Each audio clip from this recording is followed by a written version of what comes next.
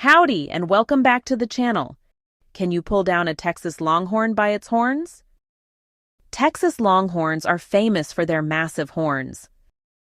The current world record for the largest horn span on a Texas Longhorn steer is held by a bull named Bucklehead, who measured 11 feet 1.8 inches, about 3.4 meters, tip to tip at the Horn Showcase in Oklahoma in 2019. Later measurement in 2021 showed over 145, that's over 12 feet or almost 3.7 meters. Side note, Bucklehead was sold for $72,000 in order to raise money for the college. This steer broke the previous record of 10 feet 7.4 inches set by Pancho Villa earlier in 2019.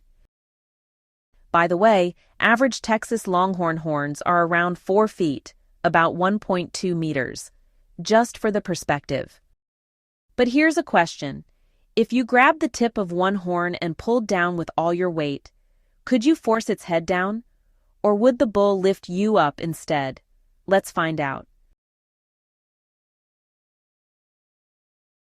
Let's compare an average Texas Longhorn with a 4 feet or 1.2 meter horn span versus an average man, 176 pounds or 80 kilos, in terms of torque when hanging from the horn tip.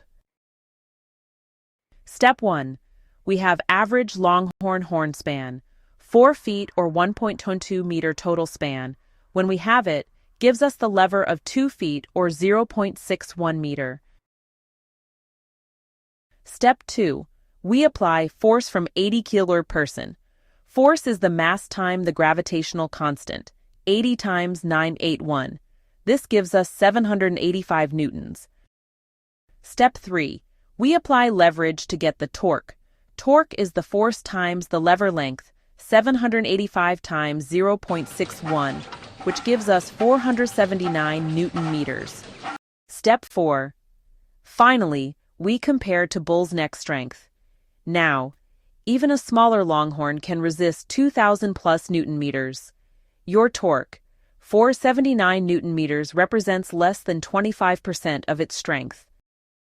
So no, you can't. But what if the horns are big? They provide more leverage. Could that be a disadvantage to the bull? Imagine a Longhorn with a massive 8.5-foot horn span like Joe here. Joe is a rare specimen, but there are estimated a few hundred of specimens like Joe worldwide. First scenario, you weigh 80 kilograms, that's about 176 pounds. You grab the very tip of the horn for maximum leverage and pull down. Your weight creates a downward force of about 785 newtons. With the horn tip about 1.3 meters from the head, that's a torque of roughly 1,020 newton meters. Pretty impressive.